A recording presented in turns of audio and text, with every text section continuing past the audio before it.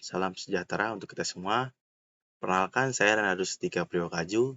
Di sini saya akan membahas proposisi, kombinasi proposisi, dan gerbang digital. Kita lanjut ke materinya aja ya langsung. Materi pertama, proposisi. Kalimat proposisi adalah istilah yang dipakai untuk menunjukkan bahwa suatu kalimat mempunyai arti yang penuh serta utuh. Artinya, kalimat tersebut harus bisa dipercaya, bisa disangsikan, bisa disangkal, kebenaran atau kesalahannya, atau dibuktikan benar tidaknya. Jadi kalimat proposisi dapat dinilai benar maupun salah, tetapi tidak keduanya.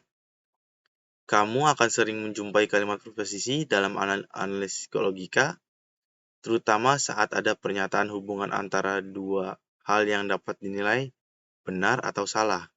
Unsur yang terdapat dalam kalimat proposisi meliputi 1. Subjek, yaitu hal yang disebutkan dalam kalimat proposisi yang dapat berupa benda, lokasi, orang, atau kejadian.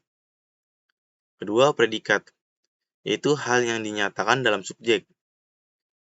3. Kopula, yaitu kata yang menjadi penghubung antara subjek dan predikat. Di bawah ini adalah contoh kalimat proposisi. Dari kalimat semua manusia adalah panah, dapat dijabarkan bahwa subjek kalimat tersebut adalah manusia. Predikat kalimat adalah panah, sedangkan kata adalah merupakan kopula. Kata semua pada kalimat tersebut adalah pembulang.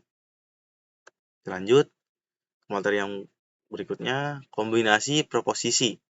Kombinasi proposisi terjadi ketika dua atau lebih proposisi dikombinasikan melalui operasi logika tertentu.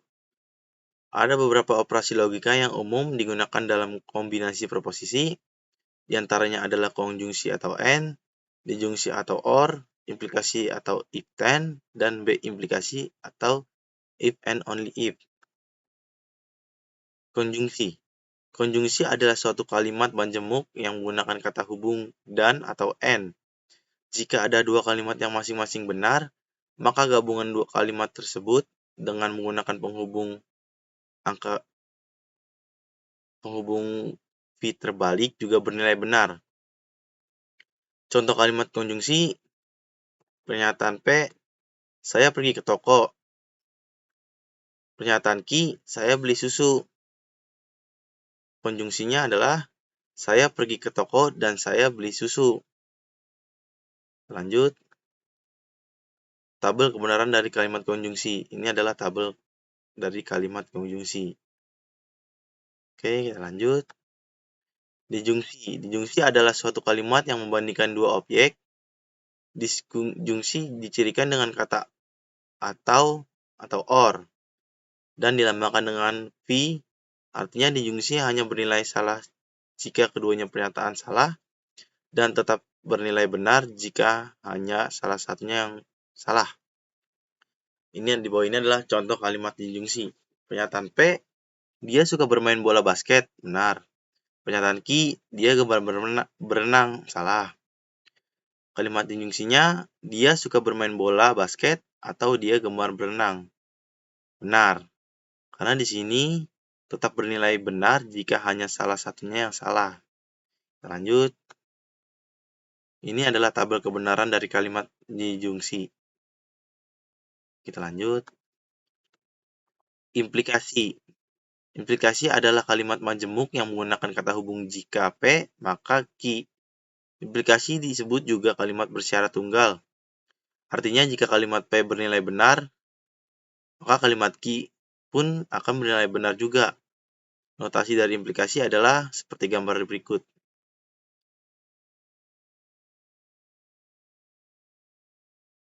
P seperti gambar berikut, Q dapat dibacakan dengan beberapa cara diantaranya. 1. Jika P maka Q. 2. Q jika P. 3. P adalah syarat yang cukup untuk Q. 4. Q adalah syarat yang diperlukan untuk P. Bahwa ini adalah contoh kalimat implikasi. Pernyataan P. Anita kuliah di Universitas Bina Dharma, benar. Pernyataan Q, Anita adalah mahasiswa, benar. Kalimat implikasinya, Jika Anita kuliah di Universitas Bina Dharma, maka Anita adalah mahasiswa. Benar. Kita lanjut. Ini adalah tabel kebenaran dari kalimat implikasi. Kita lanjut. B implikasi. B implikasi merupakan kalimat bersyarat ganda. B implikasi menggunakan kata hubung jika dan hanya jika. Notasinya seperti gambar berikut. B implikasi digunakan untuk menyatakan hubungan timbal balik antara dua pernyataan yang berarti jika salah satu benar, maka yang lainnya juga benar, dan jika salah satunya salah, maka yang lainnya juga salah. Contoh kalimat B implikasi.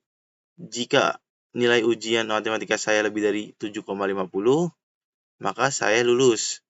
Apakah saya bisa lulus selain jika nilai matematika saya lebih dari 750? Tidak. Satu-satunya syarat kelulusan adalah bila nilai ujiannya lebih dari 7,50.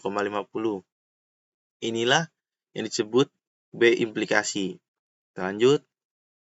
Ini adalah tabel kebenaran dari kalimat B implikasi. Kita lanjut ke materi yang berikutnya, gerbang digital. Gerbang digital adalah suatu perangkat elektronik yang mengimplementasikan fungsi logika boolean dengan memainkan peran dasar dalam perancangan sistem digital. Gerbang-gerbang ini terdiri dari komponen fisik atau sirkuit elektronik yang melakukan operasi logika pada sinyal input dan menghasilkan sinyal output sesuai dengan fungsi logika yang ditentukan. Lanjut, jenis-jenis gerbang logika. Lanjut, gerbang N. Jenis pertama adalah gerbang N. Gerbang N ini memerlukan 2 atau lebih input untuk menghasilkan satu output. Jika semua atau salah, satu inputnya merupakan bilangan biner 0, maka outputnya akan menjadi 0. Sedangkan jika semua input ada bilangan biner 1, maka outputnya akan menjadi 1. Di bawah ini adalah tabel kebenaran gerbang N. Lanjut, gerbang OR. Jenis kedua adalah gerbang OR. Sama seperti gerbang sebelumnya, gerbang ini juga memerlukan 2 input untuk menghasilkan satu output. Gerbang OR ini akan menghasilkan output 1 jika semua atau salah satu input merupakan bilangan biner 1. Sedangkan output yang akan menghasilkan 0 jika semua input adalah bilangan biner 0. Di bawah ini adalah tabel kebenaran gerbang OR. Lanjut, gerbang NOT. Jenis berikut adalah gerbang NOT. Gerbang NOT ini berfungsi sebagai pembalik keadaan. Jika input bernilai 1, maka outputnya akan bernilai 0, dan begitu juga sebaliknya. Di bawah ini adalah tabel kebenaran bilangan NOT. Gerbang NAND. Selanjutnya adalah gerbang NAND. Gerbang NAND ini adalah gabungan dari gerbang AND dan gerbang NOT. Karena itu, output yang dihasilkan dari gerbang NAND ini adalah kebalikan dari gerbang AND. Di bawah ini adalah tabel kebenaran gerbang NAND. Kita lanjut. Gerbang NOR. Berikut adalah gerbang NOR. Gerbang NOR ini adalah gabungan dari gerbang OR dan gerbang NOT. Sehingga output yang dihasilkan dari gerbang NOR ini adalah kebalikan dari gerbang OR. Di bawah ini adalah tabel kebenaran gerbang NOR. Kita lanjut. Gerbang XOR. Jenis berikut adalah gerbang XOR. Gerbang XOR ini memerlukan 2 input untuk menghasilkan satu output. Jika input berbeda, misalkan input A1, input B 0, maka output yang dihasilkan adalah bilangan biner 1.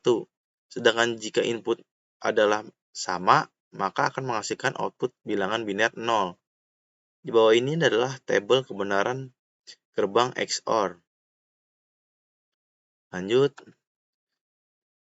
gerbang XNOR. Jenis yang terakhir adalah gerbang XNOR.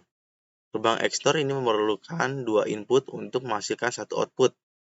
Jika input berbeda, misalkan input A1, input B 0, maka output yang dihasilkan adalah bilangan biner 0. Sedangkan jika input adalah sama, maka akan menghasilkan output dengan bilangan biner 1. Di bawah ini adalah tabel kebenaran XNOR. Oke, terima kasih. Sekian, terima kasih. Itulah pembahasan proposisi, kombinasi proposisi, dan gerbang digital saya. Mohon maaf jika ada salah-salah kata dan sulit untuk dimengerti. Selamat malam, salam sejahtera untuk kita semua. Terima kasih, teman-teman.